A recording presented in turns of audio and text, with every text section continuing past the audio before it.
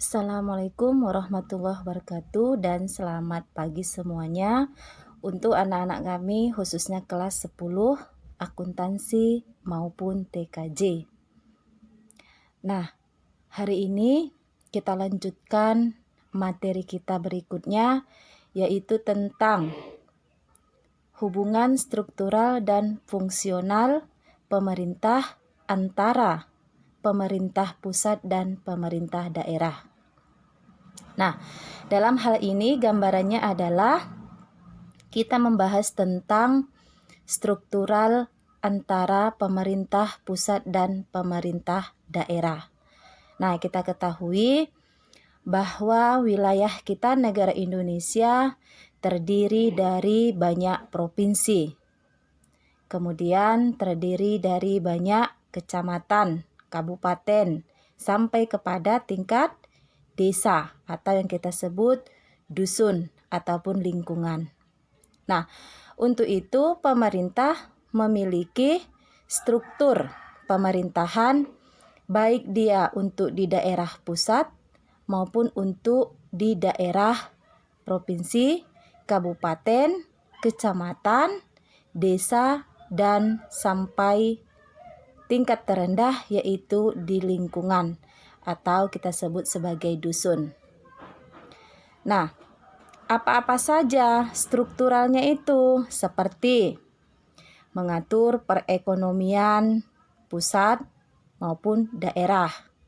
Kemudian pengelolaan sumber daya alam baik pemerintah pusat maupun daerah. Kemudian sumber daya manusianya baik pemerintah pusat maupun daerah. Kemudian apalagi pengelolaan dari mulai sumber-sumber pendapatan daerah dan sumber pendapatan di tingkat pusat.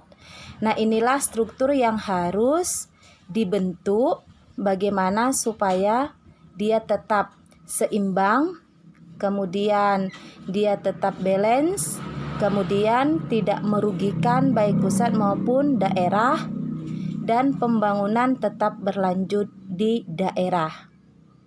Nah, kemudian secara fungsional masing-masing pemerintah pusat dan pemerintah daerah memberikan atau memfungsikan setiap pendapatan daerah maupun pusat, pengelolaan sumber daya alamnya, perekonomiannya, sumber daya manusianya. Nah, masing-masing memiliki fungsi.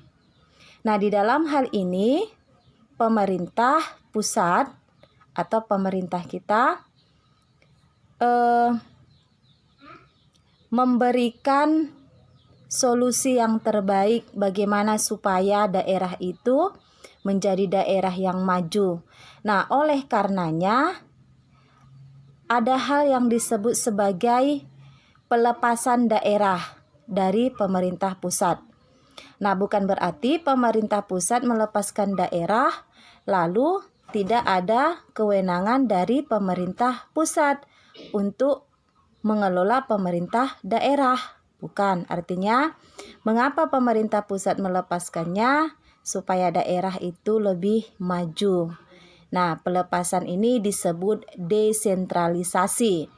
Nah, kalimat desentralisasi, D ini berarti lepas. Ini arti katanya, akar katanya berasal dari bahasa Belanda. D artinya lepas.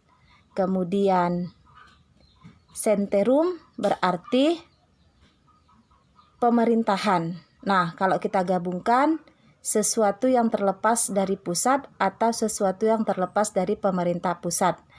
Nah, tujuannya apa? Supaya daerah lebih maju, supaya daerah lebih berkembang, supaya daerah bisa mengelola pemerintahan daerahnya sendiri.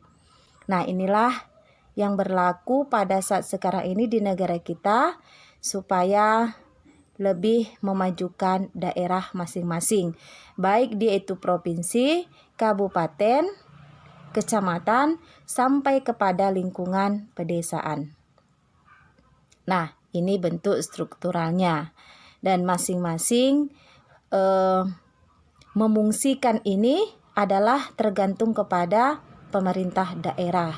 Namun meskipun dilepas oleh pemerintah pusat tetap mengawasi jalannya bagaimana pemerintahan daerah tersebut berlangsung. Nah, ini dulu yang Ibu jelaskan. Nanti Ibu kirim beberapa catatan ke grup WA masing-masing. Baik, Ibu akhiri. Assalamualaikum warahmatullahi wabarakatuh dan selamat pagi semuanya.